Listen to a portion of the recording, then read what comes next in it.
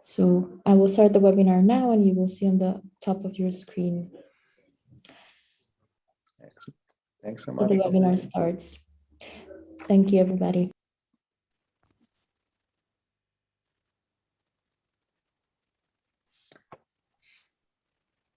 Excellent. We are live, so I think we have these 2 minutes countdown here. We have to just wait until that goes down.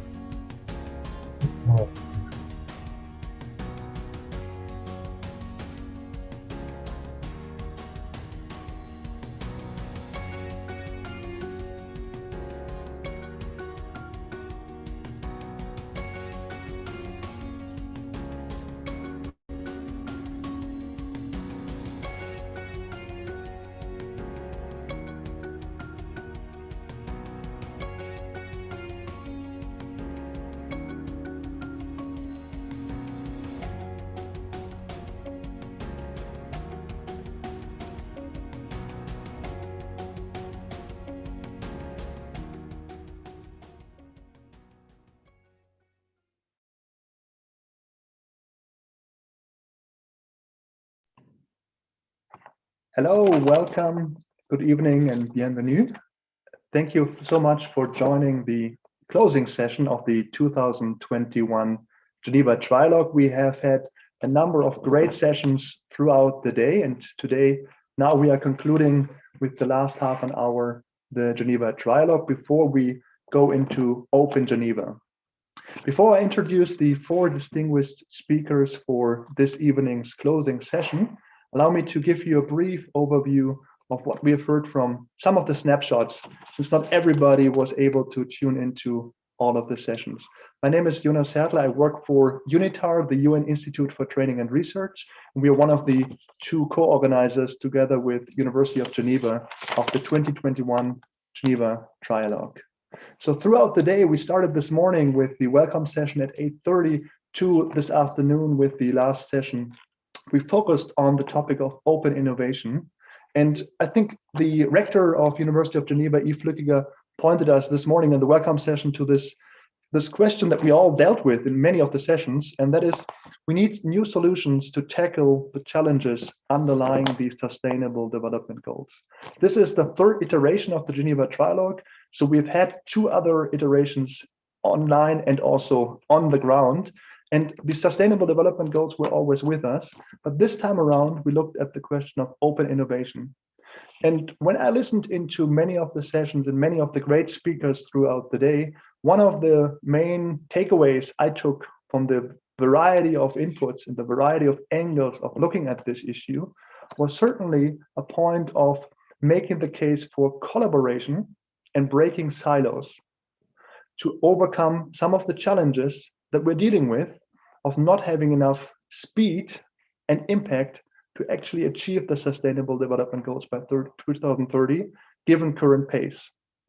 So we heard, for example, on the topic of open innovation in the UN Geneva ecosystem, the need to tackle not just at innovation from a technological perspective, but also at how do we actually implement breaking the silos and bringing different teams together, different agencies together, different stakeholders together with the UN?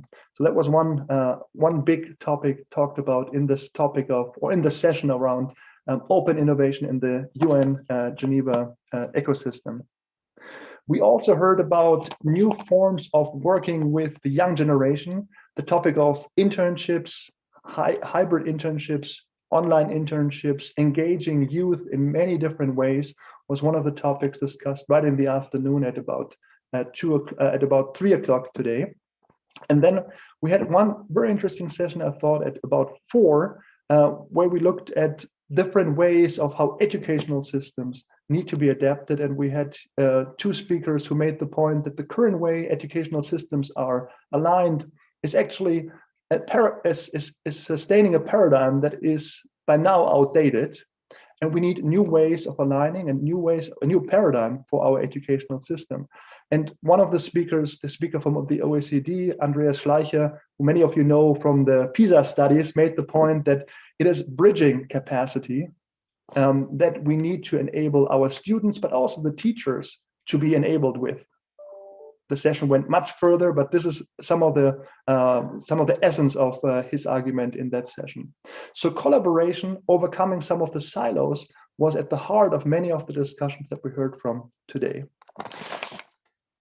We will certainly not come to full conclusions, but it is now my distinguished pleasure to introduce to you 4 of the final speakers for this closing session. And we will hear from some of the individuals who either have spoken at today's sessions or whose projects or whose input was already referenced in today's session. So I will now introduce all speakers in the order that they come up. And then I'll hand over for each one of them for about 5 minutes before we conclude today's Geneva Trialogue. So we will first hear from Angel Cabrera. He is the president of Georgia Tech. He joins us from the US East Coast. So Angel, for you, it's still midday while we are here concluding the day. But you're also speaking to us in your role as the chair of the University Global Coalition, which was one of the co-organizers of today's events. We will then go to Colombe Maureen. She is the project officer for citizen science at the European Commission, and the Crowd for SDG project that you are the focal point for was the point of discussion in several of the sessions today. We will then hear from Stéphane Berthet, Vice Rector of the University of Geneva, and without much explanation, you are, of course, one of the co-hosts of the Geneva Trialogue, so a very important partner here. And then we will hear from Nicolas Nikli. He is the Deputy Secretary General of the Republic and State of Geneva. And Nicolas was also part of one of the panels and can also reflect a little bit on that. So with that said, I'm happy to hand over to Angel Cabrera. Angel, the floor is yours. You need to unmute yourself. Of course. Thank you so much, Jonas, and thank you for bringing us together and for continuing to lead the way in hosting these absolutely essential conversations about how the world must come together to address the biggest issues of our time. And right in front of me, I have this little sticker. Yesterday, I was happy to get my first shot of the vaccine at Georgia Tech, and I got this little sticker that says, "Hey, I got my vaccine. I'm very excited." But the reason why I'm sharing it is this is a huge example of human ingenuity, of global collaboration, of how when we were under a pretty severe public health threat, the world came together. The vaccine I got yesterday is the Pfizer-BioNTech vaccine, developed by Turkish immigrants in Germany in partnership with a American multinational led by another European immigrant, and based on the research from labs in Europe and the United States and around the world for years to understand messenger RNA. You know, when as an old saying goes, the prospect of hanging concentrates one's mind. When we were threatened, technology, science, global collaboration really deliver the solutions. And so as much as I, like all of you, want to forget 2020 and hopefully move on in the next few months, there are some profound lessons from the terrible year of COVID that I hope stick with us and that are essential as we think about how we're going to address problems that go beyond COVID, the problems that are articulated in the Sustainable Development Goals. So last year, while we were here at Georgia Tech, just to put it in context, we're one of the largest technological universities in the United States. We're a leading research university, over $1 billion in research grants every year, covering all sorts of aspects in science and technology. So last year, in the middle of COVID, I was a new president coming back to Georgia Tech, where I came initially years ago as a graduate student. We were working on a new strategic plan. And COVID made us think very profoundly about why we exist and what is our purpose as an organization and our values and what is it we're trying to achieve going forward. And very quickly, the Sustainable Development Goals became the most useful framework that we could put our hands around. It's a good way to look at the SDGs is sort of a strategic plan for the planet. Well, how about aligning our own strategic plan with that? If we aspire as a university to make a difference, to have an impact, to develop leaders who advance technology and improve the human condition, then shouldn't we find inspiration in that articulation of what those big problems are and make sure that our research and our education gets us there? Part of the reason why we zeroed in on the Sustainable Development Goals for our own strategic plan was the inspiration that we had from a network of universities that we have put together over the past 2 years, initiated, by the way, in conversations in Geneva in a prior edition of the Trialogue, and including the University of Geneva and other leading organizations around the world, from Mexico and Colombia to Spain we really have partners all over the world, where we've come together to say, okay, let's join forces to learn from one another, to encourage one another, to share best practices, to partner in driving academic institutions to really be instruments to resolve the Sustainable Development Goals. In very practical terms, these collaborations are translating into a whole host of new initiatives, whether it's in the form of conferences that we're hosting together, exchange of best practices, or new courses. At Georgia Tech, for example, we run a vertically integrated project focused on the SDGs. We have a virtual mobility project with students from different universities that we're doing in partnership also with the University of Geneva, where students from different countries are learning about the SDGs together and are working in projects that are relevant locally in their place, but at the same time, sharing experiences with students from around the world, both developing a global mindset, but also being very grounded on the issues that they face at the local level.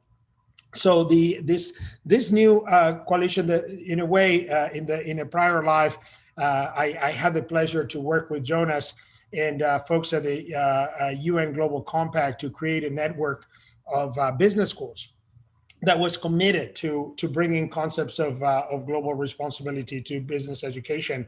And hundreds of business schools around the world signed up and now have created a network. And that network has really inspired many change makers within those business schools to drive change in those organizations.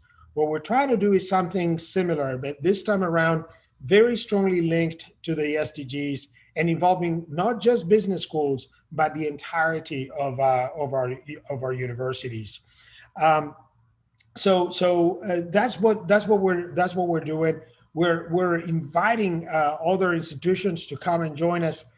We have partnered with the Rockefeller Foundation, with Brookings, to try to use different models to elicit dialogue between ourselves, but also as universities, to assume our roles as anchor institutions, our conveners of relationships in each of our regions, to put through new solutions for that hopefully new innovations. The theme of this conference, right, to drive open innovation, to scale up open innovation, to find solutions that work around the world. So that's why we have the University Global coalition, and I'm very, very excited to say that the rector of University of Geneva, Yves Flückiger, and I have agreed that this conference should be one of our, maybe the flagship events that we have every year, and maybe turn this into really a forum where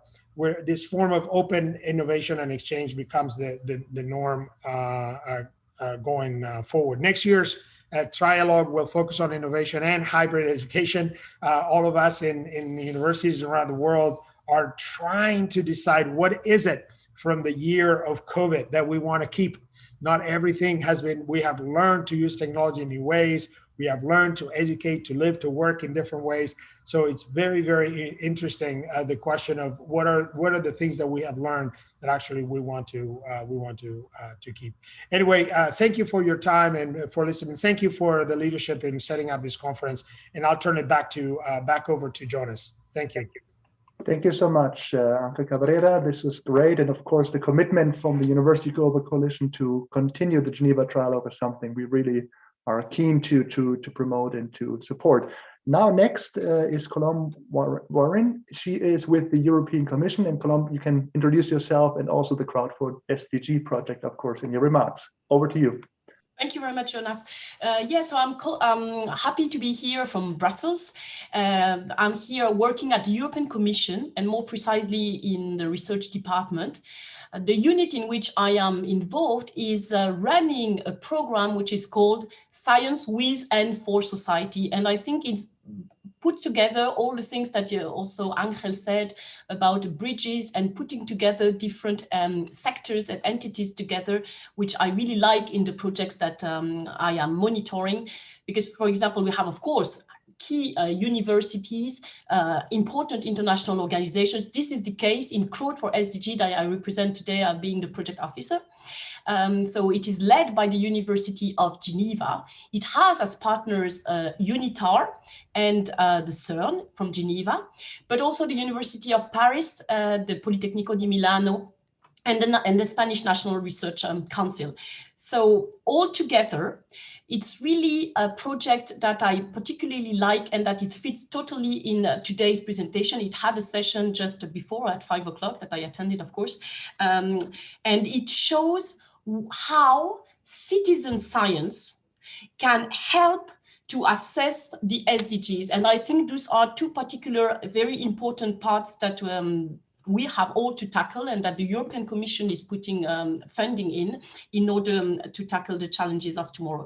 So today marks indeed the end of what is the first innovation cycle, because indeed, coming back to what you said about COVID, what is interesting for me is that it's the first time I had a project, Crowd for SDG, that began totally online, because it began in May, on the 1st of May exactly, and impossible to travel to Geneva. So all partners had to meet in Zoom. And I must say that it has been, of course, a challenge, but also I think an advantage, because I have seen during all these months how it could bring worldwide participation. And in this specific innovation cycle that I will briefly describe, that are gathering students and researchers from 16 to 26 years old, so really young people. They are coming from all over the continents. And that's also something, and I wanted to insist on that the European Commission is very keen to have, not only, of course, European countries, but people from all over the world, which is the case, China, Africa. And this specific first innovation cycle was targeting a very important SDG, which is water resilience. And the whole teams, so there were 200 students and 20 teams in total, were pitching about this important challenge, I must say. And 2 teams have won after a series of pitches and sessions. I was honored also to attend one, and I was impressed by the level, I must say, of the presentations of these young people. And two are selected, and they will be helped by the University of Geneva SDG Accelerator in order, of course, to make this project come true. And what I also really much like in this project, in this cycles that the SDG, the Code for SDG is developing, is that it brings also together academia, but also private sector. And Goodwall is one of the partners in this project, and it helped very much to target and to identify and to involve young people from all over the world. Two teams have won, as I said, but the other will also be invited in Geneva at a Geneva event next Monday. So I really hope, I wanted to insist about the importance for us about open innovation, of course, for the European Commission, SDGs, which is totally in line with the Green Deal. As you know, Ursula von der Leyen, our president, has launched this big strategy for the years to come. And it's, I don't know if some of you attended the German presidency conference last October in Berlin about citizen science and SDGs, but it all, I think, put a sense together to have this project, Code for SDG, developing very important elements, and also I think for me educating and putting together young people, which is also a target group that we really favor in this project. So I hope it's the first time Code for SDG, of course it just began in May, attended this trialogue. I hope Code for SDG could continue, because I'm pretty sure and I'm confident it will have great outcomes in the coming years for this project. Thank you very much. I leave it now to you, Jonas. Thank you so much. And of course, we will also cheer on the Crowd for SDG project and help to support it going forward. With that, I'm handing over now to Stéphane Berthet with the University of Geneva. Stéphane, the floor is yours.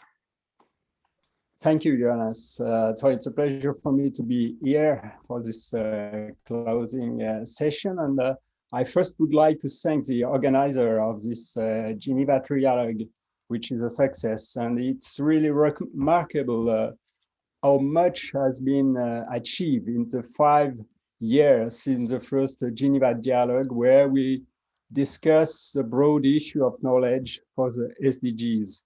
And at that time, academia and the private sector did not yet fully understand the significance of the SDGs.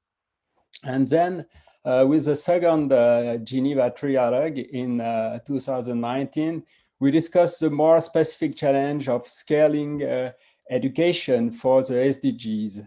And there were a great diversity of solutions on display, but still little coordination between main actors. And it has been encouraging to see at today's Geneva Trialogue, as we focused on the issue of open innovation for the SDGs, that the academic sector, the international organization, and the private sector collaborating. This was nicely illustrated by the European Crowd for SDG project that has been just mentioned.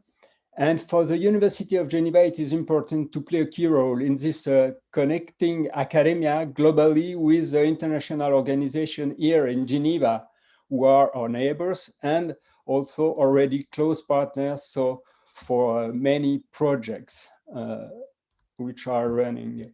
And we are doing this with the League of European Research Universities, the LERU, as well as with the University Global Coalition. And I would like to take the opportunity to thank Angel Cabrera for agreeing to have the University Global Coalition adopt the Geneva Trialogue as its flagship event for connecting academia and the international organization, and to also to our UNITAR partners represented here by Johannes for agreeing to work with us to repeat this event on an annual basis going forward in connection with the annual Open Geneva Festival. As was discussed today, University of Geneva is developing new means of academic collaboration with international Geneva, such as the successful Geneva Science Policy Interface, which was highlighted during this trialogue, and as well the recently established Geneva Science Diplomacy anticipator.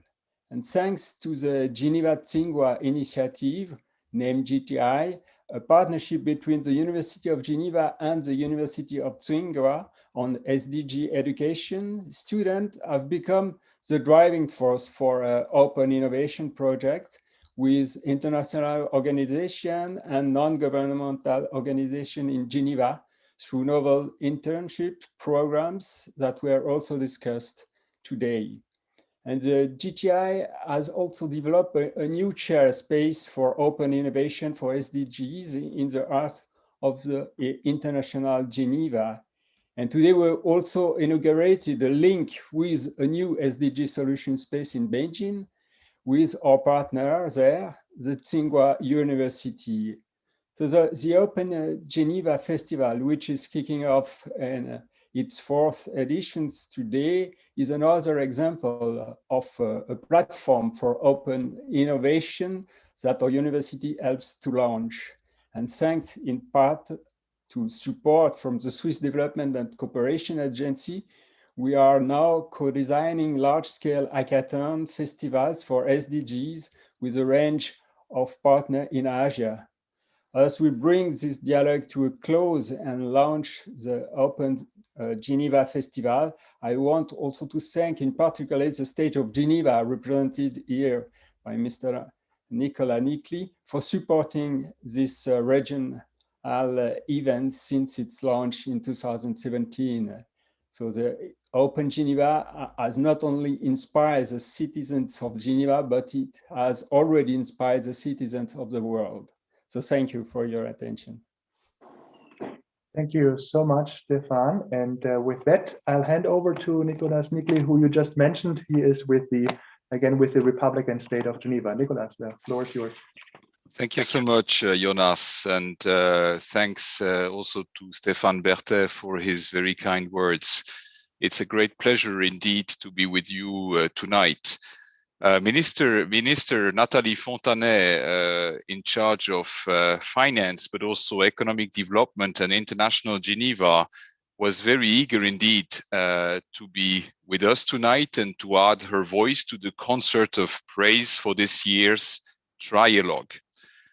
Unfortunately, due to the circumstances that are pandemic related, she could not be with us all, but she sends you all her very best regards. She also kindly asked me to say a few words on behalf of the Geneva government, which I'm very honored to do. Ladies and gentlemen, dear friends, today's exchanges have been very rich and impressive in potential. So many people with wonderful expertise and a willingness to contribute and to build a more sustainable, inclusive and prosperous world have spent some of their valuable time exchanging thoughts and giving us a privileged insight into the most impactful work they are doing day in, day out. We would like to thank you all for your efforts. Geneva is very fortunate to be able to count on your energy and your dedication. Clearly, if there was one lesson that I would draw from today's dense program, it is that communication, collaboration, and innovation between academia, international organizations and global governance, and the private sector cannot be more timely. The new normal must indeed be collaborative. Silos must urgently and once and for all be broken, and collective intelligence and open innovation fostered if we want to implement the SDGs and to tackle the significant global challenges we are facing. We must, in other terms, not just walk the talk, that is too slow, we must indeed run the talk if we want to match the urgency of the challenge with the appropriateness of the response. Geneva is eager to lead the way. Initiatives such as building bridges which brings together sustainable finance and global governance, would simply not have been initiated without the leadership of the canton. Our commitment to innovation for good brings together purpose and profit, shareholder and stakeholder capitalism. We strive, in other terms, to be the best, not just in the world, but for the world. Such a commitment does also manifest in partnerships such as the one we have developed with Open Geneva, which is co-organizing the Geneva Trialogue, as well as the Open Innovation Festival starting today. The various events of the association put collective intelligence at the service of innovation and brings together innovators from all of the fields and all backgrounds during their hackathons. Ladies and gentlemen, dear friends, I really hope we can generate new dynamic forms of collaboration between global governance and the rest of Geneva's many assets: vibrant business and financial center, academic powerhouse, and pulsating civil society representation. Geneva being a local global hub, or depending where you sit, a global local hub, par excellence, building innovation bridges between the two sides of the lake is of vital importance for this system, for this ecosystem, as it is for the world. International Geneva represents more than 10% of the economy and jobs in the canton. So if we can translate some of the open innovation and collaboration that international organizations are championing into new startups and NGOs, everybody will benefit. It is clearly not just about Geneva, it's about the world. We support initiatives like the Trialogue and Open Geneva because, as was stated in the welcome address by our Secretary of State for Education, Research and Innovation, Martina Hirayama, the spirit of Geneva, l'esprit de Genève, is a big part of how Switzerland supports open dialogue and peaceful development between the nations of the world. I'd like to conclude by inviting all Trialogue participants to check the rich and varied program for this year's online Open Geneva Festival and welcome them to join some of the over 20 hackathons and workshops that are planned over the next 10 days. Really rich, really exciting program. There must be something for everybody. Hello world, welcome to Geneva. And I guess the Open Geneva Festival is now going to be launched very soon, I guess, with the next speaker. Thank you so much for your kind attention and thank you so much for having me. Jonas, I give you back the floor. Excellent. Thank you so much, Nicolas, and thanks to all the speakers. So it leaves me with saying a few words of thanks before handing over then to make the official introduction of the Open Geneva, which we will launch then right away, and at the same time close the Geneva Trialogue today's event. So thanks so much, first of all, to everybody at the University of Geneva for initiating and supporting the Geneva Trialogue and the Open Geneva Festival. Thanks to the Canton of Geneva, the Swiss Development Corporation, SDC, and all the partners for your support. Thanks to the University Global Coalition, which we just heard from, to take on the Geneva Trialogue as its flagship event going forward, of course, with the great and important input from the existing partners. Tackling the topic of hybrid learning and innovations for the SDGs will provide the theme for next year, and we will then see more themes to come in the next iteration. Thanks also to the speaker here from the European Commission and the support through the Crowd for SDG project. Last but not least, thanks of course here to all our distinguished speakers at the closing session, and of course all the speakers throughout the day. And of course to more than 500 participants who registered and participated throughout the day in many of the sessions that we heard from. At the very last, I do want to also give a special shout out to the team that was organizing today's event. This was all online, and specifically Aphrodite, who works in the UNITAR team, but used to be a master student of the Geneva Trialogue initiative, which we also heard from. She did a great job together with a core team of organizing and pulling together so many different panels. So thanks to the organizing team, virtual applause to you. Now this brings me to close the official part of the Geneva Trialogue, but as Nicolas just mentioned, this is not over. You can all participate in Open Geneva, which will take place as of tomorrow for the next 10 days. And for that, I have the pleasure now to give to Thomas Merlat, the president of Open Geneva, a 1-minute introduction of what to expect. So Thomas, before we then officially close, please do take the floor and let us know what the participants can participate in over the next 10 days. So Thomas, over to you. Thank you, Jonas. Thank you to all panelists. Thank you to all attendees of the Geneva Trialogue. First thing I want to say, we have been very impressed and inspired by all this production and contribution by people from all over the world. Open Geneva is an association. It's a festival that in a way leads some kind of a spirit of hackathons for the SDGs, but we are always very eager to actually see what is going on all over the world and to enrich ourselves and also for our communities. So that's the first thing I wanted to say on the closing remark for me for the Geneva Trialogue. And the second point I want to say is that Nicolas Nigli told about 20 events. Actually, we got 12 more over 24 hours. So that's the nice thing with actually online events. People can show up very late. So we are at 32 events that are going to be that are starting from today. And I think I really, again, as every panelists have said before, we really encourage you to have a look and to participate. It's online. You don't even need to take a plane and get a visa to come to Geneva. This is amazing. And yeah, I mean, I would just finish by saying that the Festival Open Geneva is now open for its edition 2021. Thank you to everyone and have a good night. Excellent. Thanks so much, Thomas, and thanks to all the speakers. This concludes the official part of the Geneva Trialogue. Have a good rest of your day, good evening, good night to wherever you are. Stay safe and engage in the Open Geneva Festival going forward.